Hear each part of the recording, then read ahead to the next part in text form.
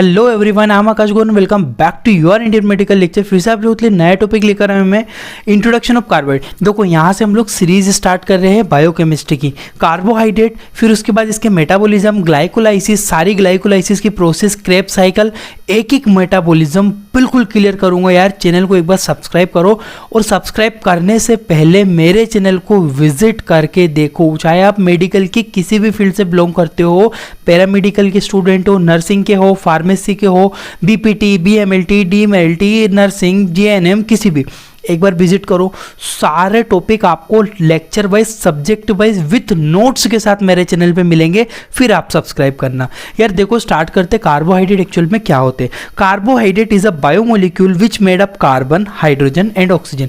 Hindi plus English दोनों language में समझाऊंगा, डोंट वेरी, ठीक है।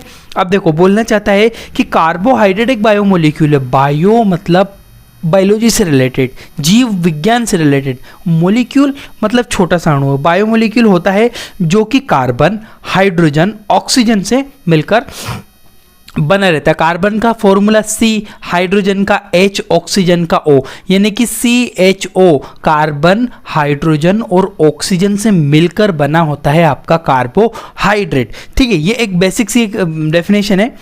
कार्बोहाइड्रेट कैन ऑल्सो डिफाइन, ये बहुत इंपॉर्टेंट चीज़ है, आप इसको समझिएगा, ठीक है। बोलना चाहता है कार्बोहाइड्रेट कैन ऑल्सो डिफाइन, ये डिफाइन किया जा सकता है एस पॉलीहाइड्रोक्सिल। देखो ये घबराना मत इस लैंग्वेज को, मेरा वादा है क्लियर करके दूंगा पूरा समझने के। आपका एक मिनट आपको थोड़ा सा माइंड यहाँ पे रखो। कार्बोहाइड्रेट कैन ऑल्सो डिफाइन, उसको इस तरह से भी परिभाषित किया जाता है। कैसे? पॉलीहाइड्रोक्सिल, पॉली का मतलब बहुत सारे, हाइड्रोक्सिल मतलब OH, ऐसा समूह जिसमें बहुत सारे हाइड्रोक्सिल ग्रुप हो। एल्डिहाइड भी होंगे। एल्डिहाइड हमेशा फॉर्मूला होता है, रट लो, CHO, ये एक फॉर्मूला है एल्डिहाइड ग्रुप का जो आपके माइंड में रखना। Ketone group C double bond O, और कॉम्बिनेशन इज कॉल्ड कार्बोहाइड्रेट। देखो सिंपली क्या बोला, सिंपली समझो। कार्बोहाइड्रेट 3 प्रकार के ग्रुप से मिलकर बना होता है। अब ये 3 प्रकार के ग्रुप कौन से होते हैं? हाइड्रोक्सिल ग्रुप, एल्डिहाइड ग्रुप और कीटोन ग्रुप। याद रखना, जहां पे आपको हाइड्रोक्सिल ग्रुप, कीटोन ग्रुप और एल्डिहाइड ग्रुप दिखे वो कार्बोहाइड्रेट है। पर एक फॉर्मूला, एक इंपॉर्टेंट चीज और आप यहां पे पकड़ो कि कोई भी कार्बोहाइड्रेट यानी कि मैं आपको ग्लूकोज की बात कर लूं, यहां पे आपका ग्लूकोज है। ग्लूकोज में या तो एल्डिहाइड होगा या कीटोन होगा, यानी कि इसमें या तो CHO होगा या फिर C डबल बॉन्ड O होगा। कभी भी एक कार्बोहाइड्रेट में दोनों समूह एक साथ नहीं पाए जाते हैं। समूह के हिसाब से वो डिपेंड करता है। यदि एल्डिहाइड ग्रुप है तो वो कुछ और बनेगा, कार्बोक्सिल ग्रुप है तो कुछ और बनेगा। याद रखना, सॉरी, कीटोन ग्रुप और हाइड्रोक्सिल ग्रुप, पॉलीहाइड्रोक्सिल मतलब या हाइड्रोजन तो होंगे ही होंगे। समझ में आया? इसको मैं मोर क्लियर करता हूँ, थोड़ा आगे हम बढ़ते हैं। यहाँ से मैं आपको आगे इस चीज के बारे में क्लियर करता हूँ, ठीक है।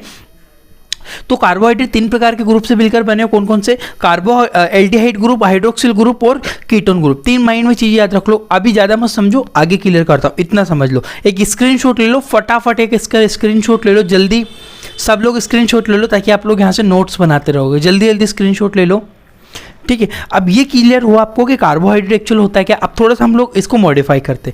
देखो जनरल फॉर्मूला ऑफ कार्ब, अब देखो मैं फॉर्मूले के ऊपर आता हूँ, ज़्यादा डिटेल से नहीं जाऊँगा। हम लोग बिल्कुल पूरी डिटेल से केमिस्ट्री नहीं पढ़ने वाले, यहाँ पे हमें बायोकेमिस्ट्री पढ़ना है, ठीक है, ना कि केमिस्ट्री को समझना है।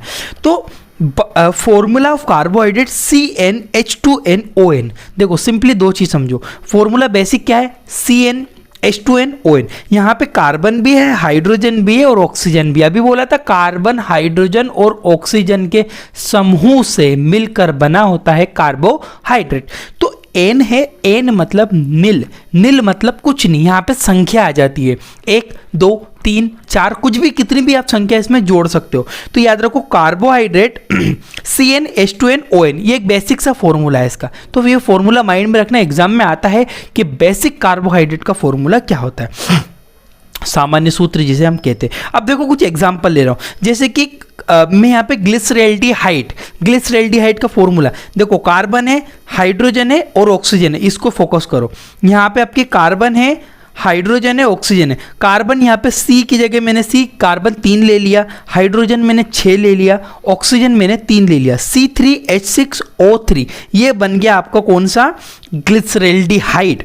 और इसको मैं बोलूँगा ट्रायोस। ट्रायोस मतलब तीन कार्बन वाली शुगर को ट्रायोस, 4 कार्बन वाली को कुछ और बोलेंगे, 5 को कुछ और बोलेंगे। ठीक है, अभी बताता हूं मैं। जैसे कि नेक्स्ट एग्जांपल मैं यहां पे लेता हूं, इसको स्क्रीन को दूर करता हूं। इरिथ्रोस, इरिथ्रोस को मैंने बोला टेट्रोस। टेट्रोस मतलब C4H8O4, यानी कि यहाँ पे देख रहे हो जैसे जैसे कार्बन की संख्या बदलेगी वैसे वैसे उनके फॉर्मूले भी चेंजेस होते जाएंगे, वैसे वैसे उनके नाम चेंजेस होते जाएंगे, उनकी नेचर चेंज होता जाएगा। ये चीज़ समझ में आई। तो ग्लिसरैल्डिहाइड को मैंने क्या बोला, ट्रायोस। ट्रायोस क्यों, क्योंकि C3 है ना, और इरिथ्रोस मतलब C4, कार्बन 4 संख्या है। राइबोस, राइबोस का फॉर्मूला क्या है, C5H10O5, ये भी एक शुगर होती है, इसको मैंने पेंटोस बोला। पेंटोस मतलब 5 कार्बन। इसके बाद आता है ग्लूकोस, जिसे हेक्सोस कहते हैं, C6H12O6। समझ में आया। तो याद रखना कार्बन की संख्या। अब देखो इसका एक बेसिक सा फॉर्मूला समझो, मेरी बात समझो, यहाँ पे एक फोकस करना आप लोग कि यहाँ पे मैंने आपको बोला CnH2nOn, यानी कि एक बेसिक फॉर्मूला है। इससे मैंने एक एग्जांपल लिया C3H6O3। इन सबको पढ़ो आप, इनमें आपको एक सिमिलरिटी दिख रही होगी। समझो कि कार्बन 3 है तो हाइड्रोजन भी 3 है, कार्बन 4 है तो ऑक्सीजन भी 4 है, कार्बन 5 है तो ऑक्सीजन भी 5 है।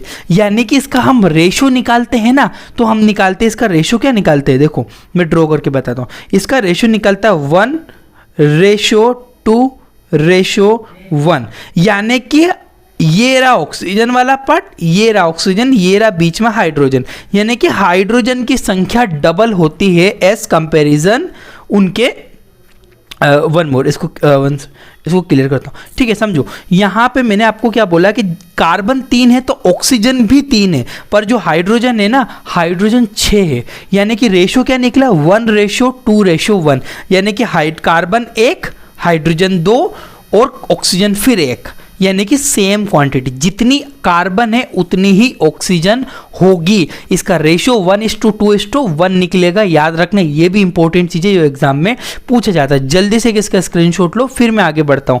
अब इसके बाद कंटिन्यू वीडियो देखना, डेली वीडियो आएगी अब आपको, इसके बाद वीडियो मिलेगी।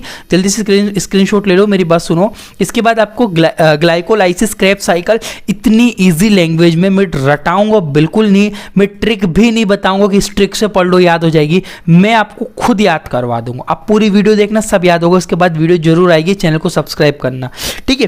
तो एक जनरल फॉर्मूला हुआ। अब देखो कार्बोहाइड्रेट की हम लोगों ने करी क्लासिफिकेशन, उसको डिवाइड करा। क्लासिफिकेशन देखो क्या क्या है। कार्बोहाइड्रेट को बेसिकली मोनोसेकेराइड, सेकेराइड का मतलब होता है मीठा, मोनो मतलब सिंगल, एक मीठा, ठीक है, ऐसे समझ सकते हो कि सिंगल, मोनोसेकेराइड मतलब सिंगल, डाइसेकेराइड मतलब डबल, ओलिगोसेकेराइड मतलब ज़्यादा, और पॉलीसेकेराइड यानी कि बहुत ज़्यादा, बहुत सारे, ठीक है। देखो ओलिगोसेकेराइड और पॉलीसेकेराइड में कोई मेजर डिफरेंस नहीं है, बट मैं आपको क्लियर करूंगा, ठीक है। तो देखो मोनोसेकेराइड कितना टाइप का होता है, ग्लूकोज, फ्रक्टोज और गैलेक्टोज।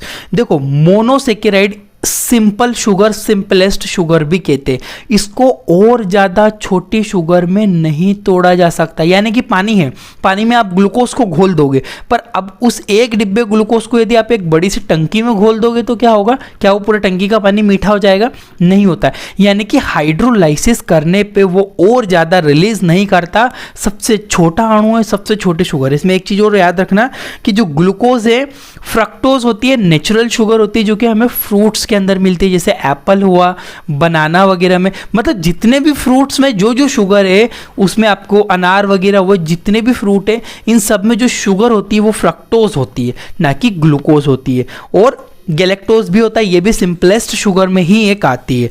इसके बाद डाइसेकेराइड मतलब जिसमें डबल हो। डबल में क्या क्या, जब एक ग्लूकोज को वापस दूसरे ग्लूकोज में जोड़ोगे तो यहाँ पे आपका ग्लूकोज में आपने जोड़ा था माल्टोज बन गया, सुक्रोज बन गया, लैक्टोज बन गया, ये भी आपको आगे बताऊंगा मैं। इसके बाद आता है ओलिगोसेकेराइड में रेफिनोज, और रेफिनोज एक इंपॉर्टेंट है, रेफिनोज आप याद रखना। और पॉलीसेकेराइड में तो बहुत सारे स्टार्च होता है, ग्लाइकोजन होता है, सेल्यूलोज होता है, सेल्यूलोज पेड़ के अंदर चिपचिपा पदार्थ निकलता है, ग्लाइकोजन जो कि आपके लीवर के अंदर स्टोर रहती है, स्टार्च भी पेड़ों में पाया जाता है। आपने जब वो काटा होगा, सॉरी, जब हम लोग पोटैटो वगैरह को कट करते हैं, आलू वगैरह काटते हैं, तो उसके अंदर से एक हल्का सा पानी, एक तरल टाइप का निकलता है, वो होता है स्टार्च। ठीक है, इंपॉर्टेंट है, कार्बोहाइड्रेट की क्लासिफिकेशन है, इसका स्क्रीनशॉट ले लो, आराम से लिख लेना, पेन कॉपी से आप लोग वैसे लिख लो, यहाँ पे स्क्रीनशॉट ले लो ताकि आपको माइंड में रहेगा। क्लियर हुआ? आगे बढ़ता हूँ। सबसे पहले हम लोग डिस्कस करेंगे मोनोसेकेराइड के बारे में। मोनो मतलब सिंगल, एक मॉलिक्यूल। क्या होता है मोनोसेकेराइड? मोनोसेकेराइड बहुत ईजी लैंग्वेज में समझाऊंगा, समझना, हिंदी में भी बताऊंगा मैं। Monosaccharide is a simplest sugar which can not be hydrolyse. Hydrolyse का मतलब होता है पानी में डाल के तोड़ देना। आपको चाशनी बनानी है, क्या करोगे? शक्कर को लिया, पानी में डाल दिया, तो क्या होगा? वो घुल गई पूरे में, हाइड्रोलाइज हो गया। घुल जाना का मतलब होता है हाइड्रोलाइज। समझ में आया हाइड्रोलाइज का मतलब क्या? पानी का पतीला लिया, उसमें हमने शुगर डाल दी, एक मुट्ठी शुगर डाल दी, घोल दिया, तो वो जो शुगर है वो टूट गई। समझ में आ रहा है? शुगर टूट गए, ग्लूकोज में कन्वर्ट हो गए। उसको और पानी डालोगे, फिर और वो थोड़ा कम मीठा, और पानी डालोगे, फिर उसको बड़े से बाल्टी में अगर घोल दोगे तो क्या होगा? एक मुट्ठी शुगर को, पूरा पानी तो कोई मीठा होगा नहीं, पर वो उसमें हाइड्रोलाइज यानी कि घुल जाती है। क्लियर हुआ? देखो, जो मोनोसेकेराइड होता है सबसे छोटी शुगर होती है, इसको और छोटे भागों में नहीं तोड़ा जा सकता। मोनो मतलब सिंगल, सिंगल ही है तो उसे नहीं तोड़ सकते आप। क्लियर है? Monosaccharide has two functional group. अब देखो, अभी मैंने आपको थोड़ी देर पहले बताया था कि आपके किसी भी कार्बोहाइड्रेट में दो प्रकार के ग्रुप पाए जाएंगे। एक बताया था मैंने आपको एल्डिहाइड ग्रुप, और एक बताया था कीटोन ग्रुप। या तो कीटोन या एल्डिहाइड, दोनों ग्रुप एक ही कार्बोहाइड्रेट में नहीं मिलेगा। आप सोचो, ग्लूकोज का फॉर्मूला बना दिया, उसमें एल्डिहाइड भी जोड़ दिया और कीटोन भी जोड़ दिया, तो ऐसा नहीं होता है। और हाइड्रोक्सिल ग्रुप कॉमन होता है। देखो देखो, मोनोसेकेराइड के पास दो क्रियात्मक समूह होते हैं। एक होता है एल्डोस, जिसे कि हम CHO बोलते हैं, एक होता है कीटोस, कीटोस को C डबल बॉन्ड O बोलते हैं। और इसके पास दो या दो से अधिक हाइड्रोक्सिल ग्रुप तो मिलेगा ही सही, पर साथ में कोई एक फंक्शनल ग्रुप होगा, या तो एल्डोस या कीटोस। ये चीज समझ में ही मैं आगे बताऊंगा, और आपको भी इसके फॉर्मूले बताऊंगा तब। According to the number of carbon, समझना, ये बोलना चाहता है अकॉर्डिंग टू द, उसके अनुसार, नंबर ऑफ कार्बन, मोनोसेकेराइड में be different type because it has 3 और मोर देन 3 कार्बन मोलिक्यूल। समझो इसको, कार्बन की संख्या के आधार पर मोनोसेकेराइड विभिन्न प्रकार के होते हैं। समझो, मोनोसेकेराइड में यदि आपने कार्बन की संख्या बढ़ा दी ना, तो उसके नेचर भी चेंज हो जाएगा। तो याद रखना, कार्बन की संख्या पे डिपेंड करेगा। अब मैं इसको स्क्रीनशॉट लो, फिर आगे बढ़ता हूँ मैं आपको, जल्दी से स्क्रीनशॉट ले लो। क्लियर? अब मैं देखो, सिंपल चीज मैंने आपको यही बोली कि भैया कार्बोहाइड्रेट की जो संख्या है उसके कार्बन के संख्या पर निर्भर करती है। और दो चीज यहाँ पे बताई मैंने कि एक होता है एल्डोस ग्रुप, एक होता है कीटोन ग्रुप। या तो एल्डोस मिलेगा या कीटोन मिलेगा। मैं यहाँ से आगे बढ़ता हूँ, स्क्रीनशॉट ले लिया। अब देखो, फॉर्मूला है, एक है एल्डोस और एक है कीटोन, सॉरी, एक है आपका एल्डोस और एक है कीटोन। दोनों का फॉर्मूला C6H12O6 होता है। अब बोलोगे सर आपने ये क्या कंफ्यूजन कर दी? देखो, फॉर्मूला सेम है, समझना, किसी भी कार्बोहाइड्रेट का दो भाग निकालोगे, फॉर्मूला सेम होगा, सॉरी उसके जो फॉर्मूला सेम होगा पर उसका स्ट्रक्चर अलग होगा। क्यों? क्योंकि कार्बोहाइड्रेट में दो ग्रुप मिलते, एक एल्डोस और एक कीटोस। पढ़ाया अभी आपको मैंने, आपको एल्डोस ग्रुप और कीटोन ग्रुप, दोनों में से एक ग्रुप। यदि आपका एल्डोस ग्रुप यदि जुड़ा, एल्डोस ग्रुप का फॉर्मूला क्या? C डबल बॉन्ड O, ये रहा C डबल बॉन्ड O। यदि एल्डोस जुड़ा तो ये बनेगा ग्लूकोज। यदि कीटोन जुड़ा, CH, अभी बताया था पीछे मैंने आपको, CHO, यदि कीटोन जुड़ा तो ये बनेगा फ्रक्टोज। और दोनों है ग्लूकोज, सॉरी, दोनों है का फॉर्मूला C6H12O6 ही होता है। यानी कि जो डिब्बे वाला ग्लूकोज खाओगे वो, और या फिर हम फल फ्रूट से जो शुगर लेंगे, नेचुरल शुगर जिसे हम कहते हैं, जो कि प्रकृति द्वारा उगाई जाती है, फ्रूट्स के अंदर होती है, उस शुगर को हम लोग खाएंगे तो फ्रक्टोज मिलेगा, इसको खाएंगे ग्लूकोज मिलेगा। पर फॉर्मूला दोनों का C6H12O6। अब देखो, कार्बन 6 है तो ऑक्सीजन भी 6 है, पर 6 6 दूनी 12, वो 2 का रेशियो बताया था। हाइड्रोजन कितने है? 2 है, यानी कि 2 गुने है, 12 है इसमें। समझ में आया? ये चीज़ याद रखना कि किसी भी कार्बोहाइड्रेट के अंदर एल्डोज ग्रुप भी होता है, कीटोन ग्रुप भी होता है। एल्डोज ग्रुप जुड़ा तो ये बन गया ग्लूकोज, और कीटोन जुड़ा तो ये बन गया फ्रक्टोज। उसके चेंज हो जाएंगे केवल किसके बेसिस पे? उसका स्ट्रक्चर चेंज होगा, केवल फॉर्मूला सेम रहता है। इसका भी एक स्क्रीनशॉट ले लो, फिर आगे बढ़ूंगा। जल्दी से स्क्रीनशॉट ले लो आप लोग, ठीक है। अब मैं आगे बढ़ता हूँ यहाँ से। अब कुछ एग्जाम्पल्स है मोनोसेकेराइड के, समझो। अब मैंने बोला ट्रायोस यानी कि 3 शुगर, C3H6O3 क्या बन गया आपका? ग्लिसरेल्डिहाइड बन गया, ठीक है। ये अगर इसमें एल्डोज ग्रुप जुड़ा तो ये ग्लिसरेल्डिहाइड बन गया, कीटोन जुड़ा तो डाइहाइड्रोक्सी एसीटोन बन गया। तो यहाँ पे मैंने करा क्या है, याद रखना एक ही चीज़ है। देखो फॉर्मूला सेम होगा, पर उस फॉर्मूले के 2 स्ट्रक्चर बनाए जा सकते हैं, क्योंकि उसमें 2 प्रकार के ग्रुप जुड़ेंगे, या तो कीटोन या एल्डिहाइड। कीटोन जुड़ा तो एल्डिहाइड नहीं होगा, और एल्डिहाइड जुड़ा तो कीटोन नहीं होगा। नाम चेंज हो जाएगा पर फॉर्मूला सेम रहेगा। जैसे कि C3H6O3 जिसमें ग्लिसरेल्डिहाइड था तो एसीटोन था।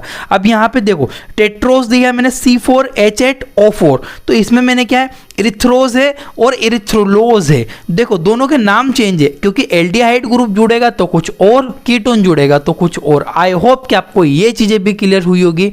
इसका एक स्क्रीनशॉट ले लो, फिर मैं आगे बढ़ूंगा। जल्दी से स्क्रीनशॉट ले लो, ठीक है। अगर आप स्क्रीनशॉट लेने में प्रॉब्लम आती, वीडियो को पॉज करो, रोक लिया करो, फिर स्क्रीनशॉट ले लिया करो, ताकि नोट्स भी बनते रहे आपके, ठीक है। मैं आगे बढ़ता हूँ। अब देखो नेक्स्ट चीज आती है इसमें आपकी डाइसेकेराइड। अभी मैंने मोनोसेकेराइड बताया, अब देखो डाइसेकेराइड क्या होता है। मैं बहुत ज़्यादा डिटेल में नहीं जा रहा हूँ, मैं आपको बेसिक बता रहा हूँ, क्योंकि मेडिकल में याद रखना बायोकेमिस्ट्री में बिल्कुल बेसिक आता है। बहुत ज़्यादा अगर आप मास्टर्स वगैरह करते हो तो आपको डीपली पढ़ना है, ठीक है। और वैसे 10th-12th के बच्चों को तो पढ़ना ही पड़ता है केमिस्ट्री में, ठीक है। Introduction of disaccharide. डाइसेकेराइड क्या होता है? It is also type of carbohydrate, ये भी कार्बोहाइड्रेट का टाइप होता है, विच हैज़ 2 शुगर। क्या बोल रहा है? 2 शुगर होती है। It can be hydrolyse into simple sugar. देखो यह भी एक कार्बोहाइड्रेट होता है। इस प्रकार के 2 प्रकार के शुगर मॉलिक्यूल होते हैं, मिलकर से बने होते हैं, और इसे छोटे छोटे शुगर में तोड़ा जा सकता है। समझो, डाई मतलब डबल, ये रहा एक ग्लूकोज, ये रहा एक ग्लूकोज, दोनों ग्लूकोज को जोड़ दिया तो डाइसेकेराइड, फिर इसे घोला पानी में, फिर 2 भागों में ग्लूकोज टूट दिया। तो मैंने यही बोला है कि जो डाइसेकेराइड होता है भैया, इसे हाइड्रोलाइज किया जा सकता है, इसे सिंपल शुगर में तोड़ा जा सकता है। याद रखना इंपॉर्टेंट है। आगे बढ़ता हूँ, कुछ एग्जाम्पल्स देख लो भैया। लैक्टोज, लैक्टोज है ये डाइसेकेराइड, किससे? जब ग्लूकोज और गैलेक्टोज, समझो जब आपका ग्लूकोज और गैलेक्टोज आपस में जुड़ा ना तो क्या बना? लैक्टोज बना। और लैक्टोज एक प्रकार का डाइसेकेराइड होता है। याद रखना बहुत इंपॉर्टेंट है कि disaccharide, lactose is a disaccharide, glucose और गैलेक्टोज से मिलकर बना हुआ रहता है। लैक्टोज सामान्य सूत्र देखो, हाँ लैक्टोज क्या होता है? देखो बेसिकली बताया मैंने, दूध में पाया जाता है, इसीलिए इसे मिल्क शुगर पे कहते हैं। जो लैक्टोज होता है ना, लैक्टोज क्या होता है? मिल्क के अंदर मिलता है, ठीक है। उसे हम लोग मिल्क के अंदर मिलता है, तो लैक्टोज को जब ग्लूकोज और गैलेक्टोज आपस में जुड़ा तो लैक्टोज बना। Lactose is a milk sugar के नाम से भी जाना जाता है। ये भी कभी कभी एग्जाम में पूछा गया है कि मिल्क शुगर के नाम से किसे जाना जाता है, तो वो होता है लैक्टोज। नेक्स्ट आता है माल्टोज। माल्टोज क्या होता है? जब ग्लूकोज और ग्लूकोज, जब डबल ग्लूकोज आपस में जोड़ेंगे तो क्या बन जाएगा आपका? माल्टोज। अब देखो माल्टोज सामान्यतः माल्ट में पाया जाता है, ठीक है। पोटैटो, पोटैटो मतलब आलू के अंदर, आलू के अंदर क्या मिलेगा आपका? माल्टोज मिलेगा। इसमें क्या क्या होता है? ग्लूकोज प्लस ग्लूकोज, जब डबल ग्लूकोज जोड़ेंगे तो वो बनेगा। क्लियर है। सुक्रोज, सुक्रोज क्या होता है? सुक्रोज में क्या होता है? सुक्रोज में जब एक ग्लूकोज और एक फ्रक्टोज, एक ग्लूकोज और एक फ्रक्टोज आपस में कंबाइंड हुआ तो बना सुक्रोज। और जो सुक्रोज होता है ना, सुक्रोज हमारे दैनिक जीवन में इस्तेमाल होने वाली शुगर में पाया जाता है। जो कि नॉर्मली हम लोग शुगर खाते हैं ना, उसमें सुक्रोज होता है, ठीक है। उसमें भी सुक्रोज, अब उसको पानी में घोलोगे तो 2 भागों में टूट जाएगा वो। इसमें क्या? ग्लूकोज अलग टूट जाएगा, फ्रक्टोज अलग टूट जाएगा, 2 भागों में टूट जाएगा। तो डाई का मतलब होता है जब 2 चीज़ों से मिलकर बनी हुई चीज़ को डाइसेकेराइड कहते हैं हम लोग। इसमें भी वही फंडा है भैया, एल्डिहाइड ग्रुप जुड़ा तो कुछ और बना, कीटोन जुड़ा तो कुछ और बना। बेसिक याद रखना आप लोग, ठीक है। सरफेस इसका भी एक स्क्रीनशॉट लो फटाफट। बस हिंदी प्लस इंग्लिश में नोट्स मिल रहे हैं आपको, एक बार चैनल विजिट करके देखो, सारे टॉपिक है यार, anat, physio, micro, biochemistry, psychology, foundation वगैरह, F1 वगैरह भी मिल जाएगा, कम्युनिटी के मिल जाएंगे, नर्सिंग में जीएनएम के मिल जाएंगे, फार्मेसी के भी सारे डले हुए, वो भी आप लोग विजिट करके चैनल में देख सकते हो। ठीक है, आगे बढ़ता हूँ मैं। अब आता ओलिगोसैकेराइड। क्या होता है ओलिगो? अब देखो, when 3 to 10 sugar are combined to each other then it is called oligosaccharide.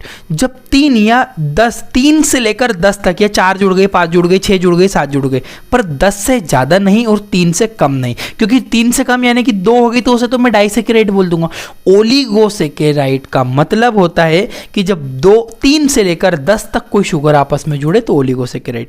Example है रैफिनोज, ये इंपॉर्टेंट है, रैफिनोज एक बेसिक है, याद रखना, इसका भी एक स्क्रीनशॉट ले लो, फिर आगे बढ़ता हूँ मैं यहाँ से, जल्दी स्क्रीनशॉट ले लो। ये चीज क्लियर हुई आपको? अब देखो पॉलीसैकेराइड, पॉली मतलब बहुत सारे, 10 से ज्यादा। देखो जरा पॉलीसैकेराइड क्या होते हैं? Introduction of polysaccharide.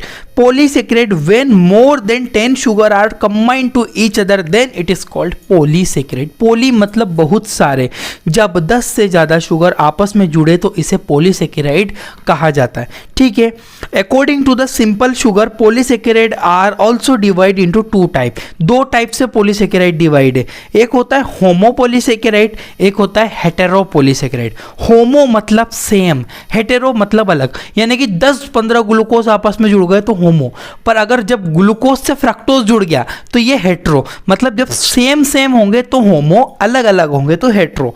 देखो स्टार्च होता है जो कि होमोपॉलीसैकेराइड है, ग्लाइकोजन जो होती है होमोपॉलीसैकेराइड है, जो कि बहुत सारे ग्लूकोज से मिलकर ग्लाइकोजन बनती है। ठीक है, सेल्यूलोज होता है, काइटिन होता है जो कि फंगस के अंदर पाया जाता है, और हिपेरिन क्या होता है? हेटेरोपॉलीसैकेराइड है, इसमें कुछ ग्लूकोज, कुछ फ्रक्टोज, कुछ माल्टोज, कुछ लैक्टोज आपस में जुड़ गए, हेट्रो का मतलब अलग। तो ये इंपॉर्टेंट है भैया कि इंट्रोडक्शन ऑफ पॉलीसैकेराइड में आप ये याद रखना, according to the simple sugar polysaccharide also divided into 2 type से डिवाइड है, होमो एंड हेट्रो। ये भी इंपॉर्टेंट है, पॉली मतलब 10 से ज्यादा, इसका भी एक स्क्रीनशॉट ले लो, फिर आगे बढ़ता हूं। फंक्शंस ऑफ कार्बोहाइड्रेट, सबसे इंपॉर्टेंट चीज आती है, कार्य क्या है कार्बोहाइड्रेट के वो समझो। देखो जरा, सबसे पहला फंक्शन जो आता है कार्बोहाइड्रेट का, बोल रहा है सोर्स ऑफ एनर्जी, ये बोलता है ऊर्जा का गृह है। अब हमें कमजोरी लगी, हम बेहोश हो गए, तो सबसे पहले क्या देंगे? अरे ग्लूकोज पिलाओ, कमजोरी की वजह से ग्लूकोज कम हो गया, तो ग्लूकोज जब पिएंगे तुरंत एनर्जी मिलेगी, तो ऊर्जा का सोर्स है। देखो carbohydrate play a important role in source of energy in a body, यह शरीर के अंदर ऊर्जा का एक मुख्य कार्य करता है। ऊर्जा मतलब हमें एनर्जी प्रोवाइड करता है, जैसे कि एग्जाम्पल ग्लूकोज हमें एनर्जी देता है, फ्रक्टोज जो कि नेचुरल शुगर होती है, हमें चक्कर आ रहा है, डिजीनेस हो रही, तो हमने क्या है, चलो कुछ ग्रेप्स वगैरह खा लो, और उसके बदले हम लोग कुछ और फ्रूट्स ले सकते हैं, जूस ले सकते हैं, मौसम्बी वगैरह का जूस ले लिया हमने, तो ये एनर्जी का सोर्स है। तो याद रखना पहले फंक्शन में सोर्स ऑफ एनर्जी, इतना भी लिखोगे तो चलेगा, पर आपके माइंड में होना चाहिए कौन सा सोर्स। आगे बढ़ता हूँ, इसका भी एक स्क्रीनशॉट लो, जल्दी गाइस स्क्रीनशॉट लो, फिर आगे बढ़ता हूँ। ठीक है, सोर्स ऑफ एनर्जी के बाद सोर्स ऑफ प्रोटेक्शन। अब ये सुरक्षा का क्या काम करेगा? Carbohydrate play a very important role in protection, ये हमारी सुरक्षा में भी महत्वपूर्ण भूमिका निभाता है। कैसे कि एग्जाम्पल, जो कि प्लांट की जो सेल वाल है सेल्यूलोज से मिलकर बनी होती है, और सेल्यूलोज एक कार्बोहाइड्रेट है जो कि प्रोवाइड करता है, प्रोटेक्शन करता है हमारे प्लांट को। पौधों के अंदर सेल्यूलोज पाया जाता है जो कि प्रोटेक्शन करता है उसके सेल वॉल की। ठीक है, फंगस के अंदर काइटिन होता है, उसकी लेयर होती है, वो उसकी प्रोटेक्शन का काम करते हैं। ये भी इंपॉर्टेंट है, ये याद रखो, प्रोटेक्शन का काम करता है। जल्दी से स्क्रीनशॉट ले लो, फिर आगे बढ़ता हूँ। स्क्रीनशॉट लिया। अब देखो सोर्स ऑफ स्टोरेज, ये संग्रहण का भी काम करता है। संग्रहण कैसा? यदि हमने बहुत सारा खाना खा लिया, ज़्यादा ग्लूकोज बन गया, तो वो ग्लाइकोजन के रूप में हमारे लीवर में इकट्ठा हो जाता है। Carbohydrate also play important role storage. Carbohydrate ज़्यादा मात्रा हो जाने पर यह शरीर में स्टोर हो जाता है, किसके फॉर्म में? एग्जाम्पल है glycogen, glucose store in form of glycogen. जब हमने आज ज़्यादा खाना खा लिया तो ग्लाइकोजन में बदल गया, वो कल हम सब सुबह जल्दी उठेंगे तब हमें खाना नहीं मिलेगा, 12 बज जाएगी तो भी नहीं मिलेगा, तब हमारा जो स्टमक है उसके अंदर जो लीवर है वो ग्लाइकोजन को धीरे धीरे रिलीज करेगा, गुड़गुड़ होने लगेगी, उसके बाद हमारी भूख खत्म हो जाती है क्योंकि ग्लाइकोजन वहाँ पे रिलीज हो चुकी है। इसका भी एक स्क्रीनशॉट ले लो, फिर आगे बढ़ता हूँ। ठीक है। जो प्लांट के अंदर भी स्टोरेज का स्टार्च जो होता है रिजर्व फूड, मतलब उसके अंदर स्टोर करके रखता है, वो भी एक इंपॉर्टेंट है। ठीक है, अब देखो, अब इसमें आपका बचा है, सारी चीज़ें बची हुई है आपकी कि इसका जो मेटाबॉलिज्म क्या है। Thank you for watching your Indian medical lecture. मैं आप लोगों को सारा जो मेटाबॉलिज्म है, इसके बाद नेक्स्ट वीडियो मेटाबॉलिज्म पे आने वाली है, अभी डल जाएगी या शाम तक डल जाएगी, जल्दी वीडियो डलेगी। विजिट, चैनल को सब्सक्राइब करके रखो। एक एक पॉइंट क्लियर करूंगा यार, glycolysis, Krebs cycle, urea cycle भी आगे बताऊंगा, प्रोटीन मेटाबॉलिज्म बताऊंगा, सारी चीज़ें पूरी बायोकेमिस्ट्री की ही सीरीज होगी। तो यार प्लीज़ चैनल को लाइक करें और आपका इसी तरह प्यार दिखाते रहे। 85,000 से ज़्यादा सब्सक्राइबर अभी हो चुके हैं। जल्दी से इसको 1 लाख में कंप्लीट करो। थैंक यू फॉर वॉचिंग, आपका अपना इंडियन मेडिकल लेक्चर।